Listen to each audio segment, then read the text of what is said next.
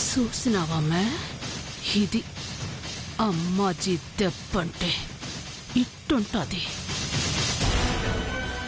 నా కొడుకు చేత చెప్పించి నువ్వే నా కాళ్ళు పట్టుకునేలా చేసినా ఇప్పటికైనా అర్థమైనదా?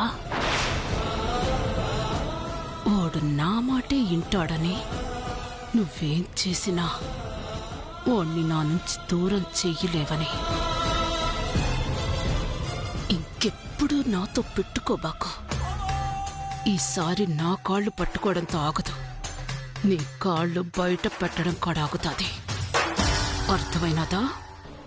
బా.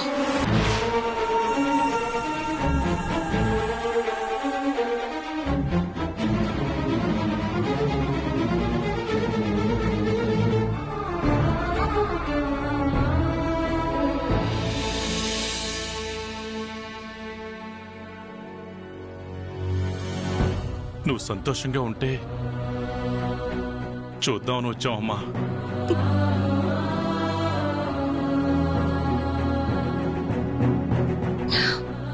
కానీ బాధ చూసి వెళ్తున్నాం.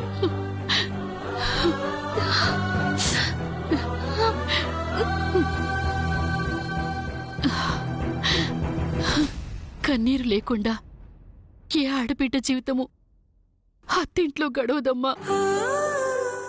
సత్తుకుపోవడమే. వెళ్ళొస్తామమ్మా.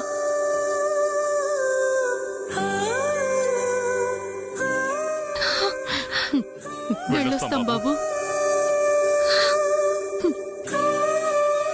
లక్ష్మి, పదమ్మా.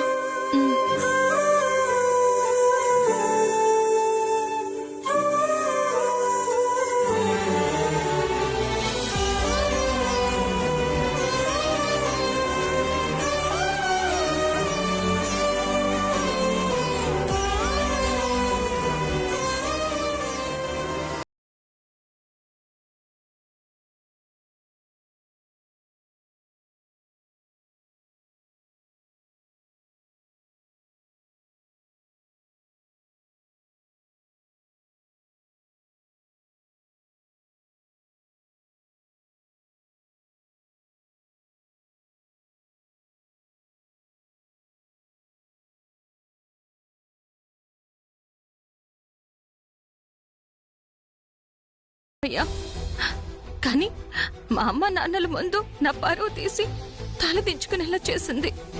అమ్మాజీకి ఎదురు తిరిగితే ఇంతేనా?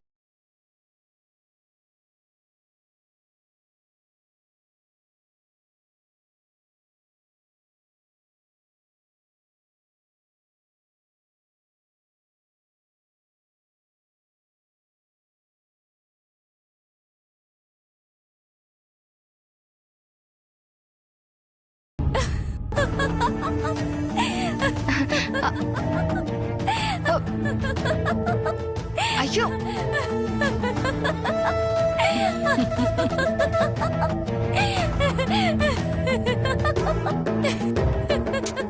ఆపవే బాబు, ఇందాకటి నుంచి ఆపకుండా నవ్వుతున్నావు.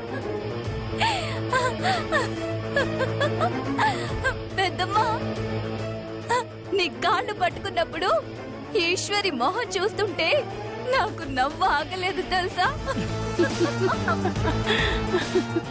తల ఎగిరేసుకునే దాని మెడలు వంచి నీ కాళ్ళ మీద పడేలా చేశావు.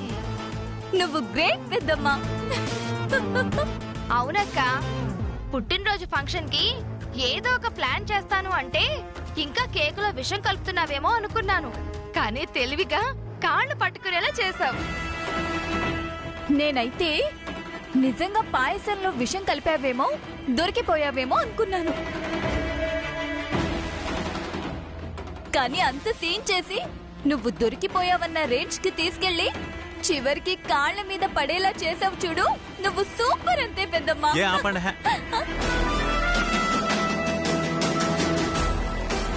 ఇందాకటి నుంచి ఓ సూపర్ సూపర్ అంటున్నారు. ఈశ్వరి అమ్మ కాళ్ల మీద పడ్డం వల్ల ఏమొచ్చింది చెప్పు? ఏదో కాస్త మీ ఈగో సాటిస్ఫై అయింది. కానీ మనకు కావాల్సింది అది కాదు కదా, డబ్బులు, ఈ ఆస్తి.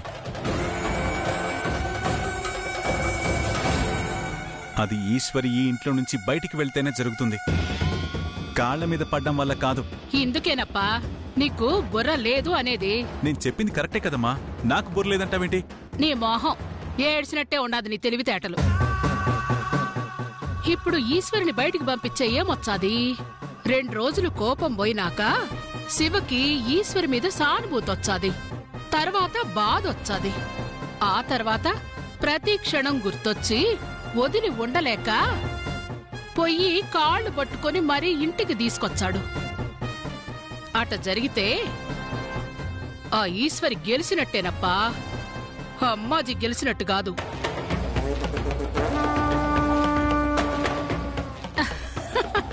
ఇప్పుడు చూడు, ఈశ్వరి శివ పక్కనే ఉండాది, కాని ఇద్దరి మధ్య దూరం చాలా ఉండాది.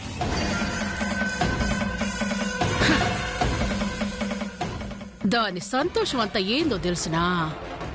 ఓడు మారిపోయినాడు, చదివినాడు, అది చెప్పినట్టల్లా ఇంటాడు అని. ఈ దెబ్బకి అది కాస్త పోయినదప్పా. అమ్మ మీదే నిందేసినాదని ఇప్పుడప్పుడే ఓడు దాని మొహం చూడ్డు. ఇద్దరూ ఒకరికొకరు కాస్త దగ్గరయ్యి ఒక్కటయ్యే సమయానికి దూరం చేసిన ఓడెప్పటికీ నా కొడుగ్గానే ఉండాలప్పా, దాని మొగుడిగా కాదు. అందుకే వాళ్ళని దగ్గరగానే ఉంచాలా, కాని ఎప్పటికీ దగ్గరగా లేనంత దూరం పెంచాలా. అర్థమైనదా? నిజమేనమ్మా, నేనంత ఆలోచించలేదు.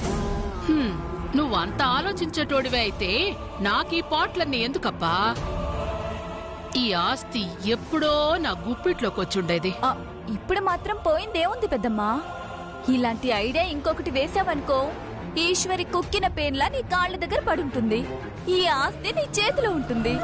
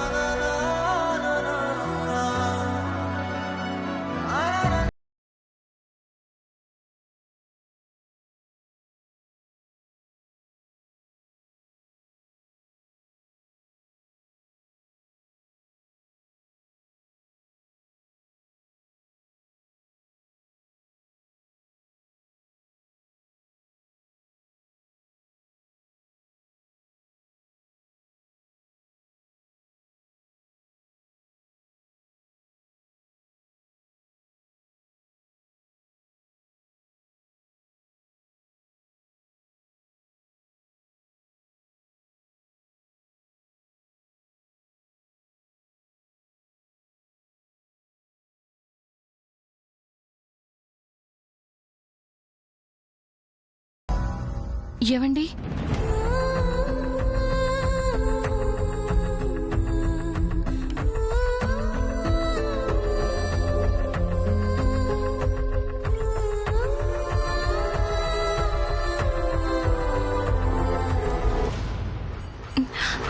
ఆగండి.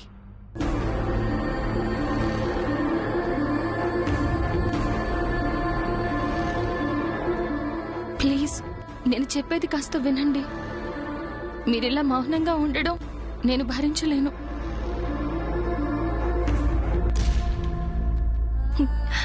నేను కావాలని ఏదీ చేయలేదు.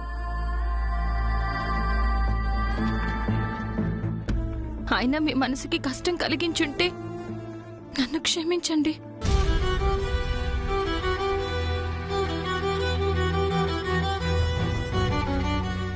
క్షమించమని చెప్పడం చాలా తేలిక ఈశ్వరి, కానీ నువ్వు అన్న మాటలకి, వేసిన నిందలకు మా అమ్మ మనసు ఇంకెంత కష్టపడుంటుందో నీకు తెలుసా? విషం కక్కే పాముకు కూడా ప్రేమతో పాలు పోస్తుంది మా అమ్మ. అలాంటిది నేను తినే పాయసంలో విషం ఎలా కలుపుతుందనుకుంటున్నావు? మా అమ్మకు ప్రేమించడం మాత్రమే తెలుసు, ప్రాణాలు తీయడం తెలీదు. దేవతలాంటి మా అమ్మ నీ వల్ల ఈరోజు అందరి ముందు అవమానించబడింది. చేయని తప్పుకి తలదించుకోవాల్సి వచ్చింది. అయినా సరే నీ వల్ల పడ్డ నింద నిజం కాదని నిరూపించుకోవడమే కాకుండా అత్తలా కాకుండా ఒక తల్లిలా నీ తప్పుని క్షమించింది. అది మా అమ్మ మంచితనం. అదే మా అమ్మ గొప్పతనం. తన మంచితనాన్ని నువ్వెప్పటికీ అర్థం చేసుకోకుండా అపార్థం చేసుకుంటూ తన్నింకా ద్వేషిస్తూనే ఉన్నావు. నన్నిలా బాధపడేలా చేస్తున్నావు.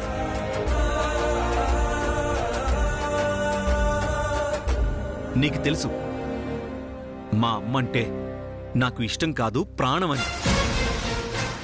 అయినా సరే నిజానిజాలు తెలుసుకోకుండా తనని ఏదో ఒక రకంగా అనుమానించి అవమానించాలనే చూస్తూ ఉన్నాం. ఎందుకు ఈశ్వరి?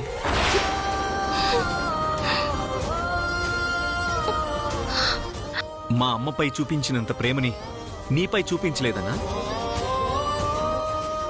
అమ్మని ప్రేమించేవాడు తన భార్యని ఇంకా ఎక్కువగా ప్రేమిస్తాడు తెలుసా?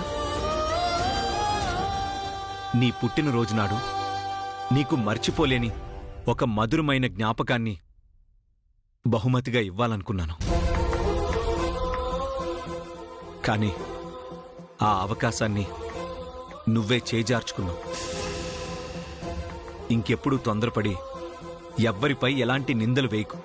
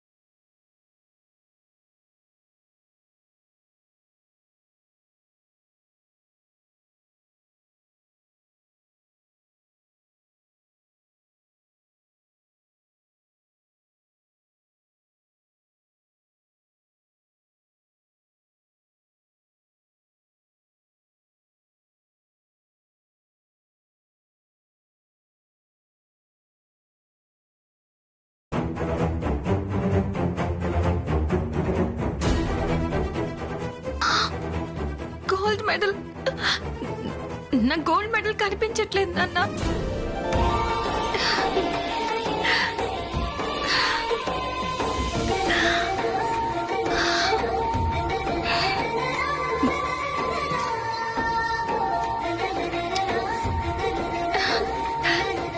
ఇది మీ దగ్గరుందా?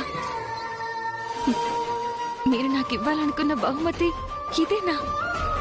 మీ ప్రేమని పొందాలని, మీకు దగ్గర కావాలని నాకు ఉందండి. కానీ పరిస్థితులే నన్ను మీ నుండి దూరం చేస్తున్నాయి.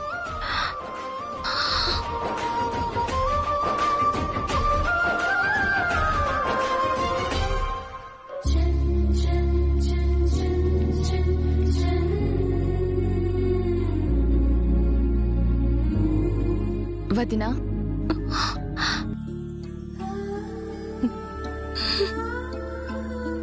అన్నయ్యతో కలిసి ఆనందంగా ఉండాల్సిన నువ్వు ఇలా ఒంటరిగా బాధపడుతున్నావంటే ఏం జరిగిందో నేను అర్థం చేసుకోగలను.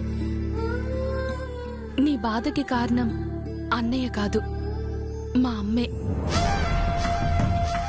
ఎక్కడ తనని కాదని నీకు దగ్గరవుతాడన్న భయంతోనే కావాలని నీ నుండి, నీ ప్రేమ నుండి అన్నయ్యని దూరం చేస్తుంది. పాపం అన్నయ్య ఆ విషయం తెలుసుకోకుండా నిన్ను తప్పు పడుతున్నాడు. అయినా తన మనసులో ఇప్పటికీ నీపై ప్రేమ ఉందోదినా. నువ్వంటే అన్నయ్యకి చాలా ఇష్టం. అందుకే నువ్వు పోగొట్టుకున్న ఈ గోల్డ్ మెడల్ని నీ పుట్టినరోజుకి కానుకగా ఇవ్వాలని రాత్రి నుంచే అనుకుంటున్నాడు తెలుసా.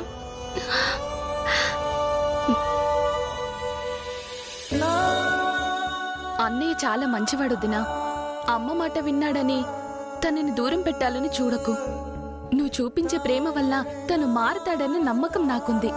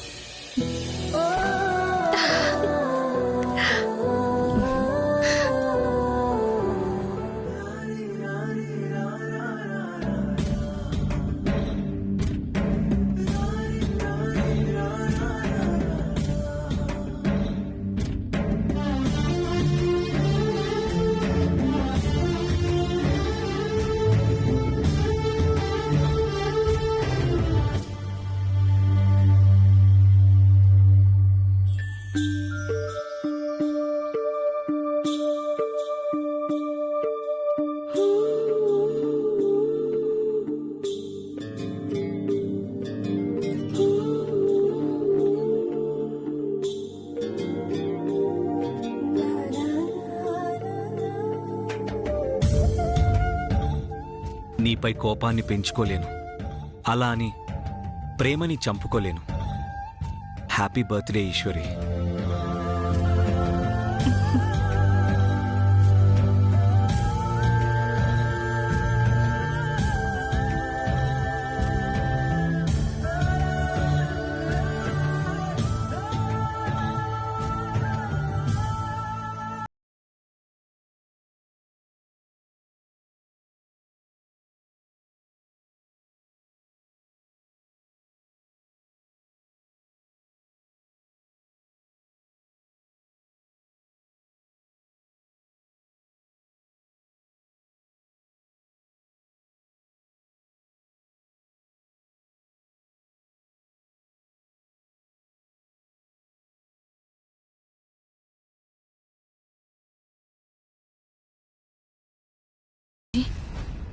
మా ఆయన ప్రేమని నాకు కాకుండా చేయాలని చూస్తావు కదూ. చెప్తాను ఈ సంగతి.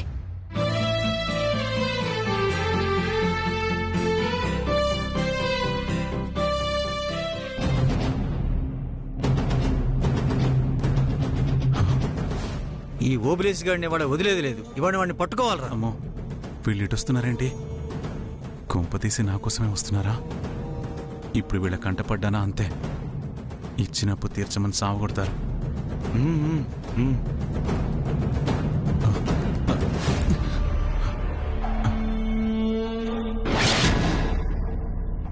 ఇలా ఎన్ని రోజులు తప్పించుకు తిరుగుతాడో చూద్దాం. ఈ ఓబులేష్తో పెద్ద తలనొప్పి అయిపోయిందిరా. ఇదిగో అదిగో అంటాడు, తీసుకున్న డబ్బులు కట్టడు. ఈసారి కనిపించని అప్పు తీర్చేదాకా వదిలేదే లేదు.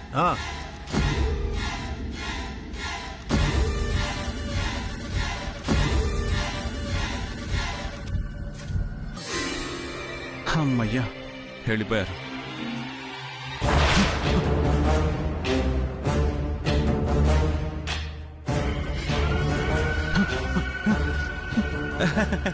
అన్నయ్య, మీరా? ఎలా ఉన్నారన్నా? బాగున్నారా? నీకు అప్పిచ్చాక బాగుండడం కూడానా? డబ్బులు ఎప్పుడు ఇస్తున్నావు? డబ్బులా అన్నా? మీ డబ్బులు ఎక్కడికి పోతాయి? పువ్వుల్లో పెట్టిచ్చేస్తాను. ఏంటి నువ్వు ఇచ్చేది? చెవిలో పువ్వు. సంబంధం కుదిరింది, డబ్బులు వచ్చేస్తున్నాయి అన్నావు. అసలు కాదు కదా, ఇంతవరకు వడ్డీ కూడా ఇవ్వలేదు. ఇప్పుడు డబ్బులు ఇవ్వకపోతే ఇక్కడి నుంచి కదిలేదే లేదు. ఊరుకో అన్నా, నా సంగతి తెలిసి అడుగుతున్నావా? కదలకుండా డబ్బులు తెచ్చుకునే పరిస్థితే ఉంటే మీ దగ్గర నేనెందుకు అప్పు చేస్తానన్నా? ఇంతవరకు ఆగారు కదా, నెలాఖరు వరకు ఓపిక పట్టండి. వడ్డీతో సహా మొత్తం తీర్చేస్తానన్నా. నెలాఖరు లోపు. పక్కానా? పక్కా అన్నా, అమ్మ తోడు. సరే, ఇదే నీకు ఆఖరి ఛాన్స్. నెలాఖరులోగా అప్పు తీర్చావా సరే, లేదంటే మీ ఇంట్లో వచ్చి కూర్చుంటాం. మీ అమ్మ తీరుస్తుందో మీ అన్న తీరుస్తాడో చూద్దాం. అలాగే అన్నా, అంతవరకు రాదన్నా, తీర్చేస్తాను.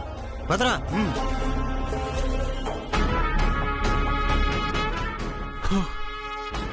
ప్రస్తుతానికి గండం గట్టెక్కింది. నెలాఖరులోగా అప్పెలా తీర్చాలో ఏంటో.